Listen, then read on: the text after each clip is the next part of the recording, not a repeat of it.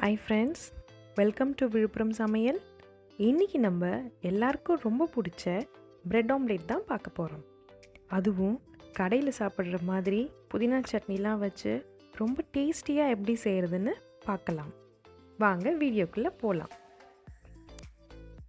இது செய்கிறதுக்கு 2 bread slices எடுத்துக்கோங்க. 2 ஆனியன் சின்ன சின்னதாக நறுக்குனது,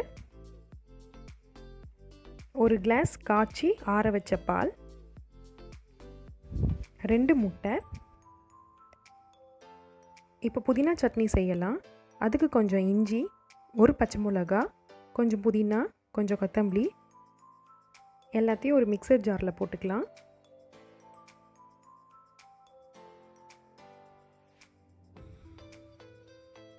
கூடவே ஒரு ஸ்பூன் லெமன் ஜூஸ் ஊற்றிக்கலாம். இப்போது ஒரு ஃபைன் பேஸ்ட்டாக அரைச்சி எடுத்துக்கலாம். புதினா சட்னி ரெடி ஆகிடுச்சு. இப்போ ஆம்லேட் பண்ண ரெடி பண்ணிக்கலாம்.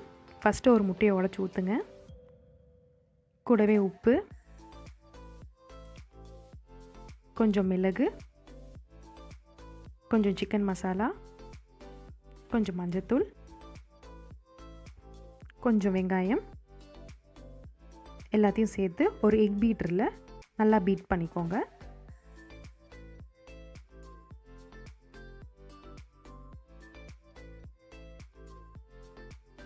இப்போ 1/2 கிளாஸ் பால் ஊற்றிக்கலாம். மசாலா மிக்ஸ் ஆகிற வரைக்கும் நல்லா மிக்ஸ் பண்ணிக்கோங்க.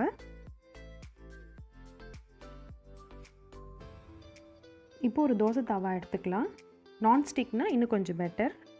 2 ஸ்பூன் எண்ணெய் ஊற்றிக்கோங்க. இப்போ நம்ம ரெடி பண்ணி வச்சுருந்த எக் மிக்ஸ்சரை பொறுமையாக ஊற்றிடுங்க. தோசைக்கல் ஃபுல்லாக ஈவனாக ஸ்ப்ரெட் ஆகிற மாதிரி ஊற்றுங்க. 2 பிரெட் ஸ்லைசஸை அது மேலே வைங்க. அரைச்சி வச்ச புதினா சட்னியை பிரெட் மேலே ஸ்ப்ரெட் பண்ணுங்கள். உங்களுக்கு எவ்வளோ வேணுமோ அவ்வளோ போட்டுக்கலாம். ஒரு 5 நிமிஷம் எக்கு நல்லா குக் ஆகட்டும். எக்கு இப்போ நல்லா குக் ஆகிடுச்சு. இப்போ பொறுமையாக ஃப்ளிப் பண்ணி விடுங்க. யூஸ்வலாக பிரெட் ஆம்லேட்டில் 2 எக்கு போட்டு தான் செய்வாங்க. நம்ம சேனலில் ஒரு எக்கும் கொஞ்சமாக பாலும் சேர்த்துருக்கோம். ஒரு ஆம்லேட் சாப்பிட்ற மாதிரி இருந்தால் 2 எக்கையும் நீங்கள் யூஸ் பண்ணலாம். இதுவே 2-3 பிரெட் ஆம்லேட் சாப்பிட்ற மாதிரி இருந்தால் 6 எக்கு யூஸ் பண்ணுற மாதிரி இருக்கும்.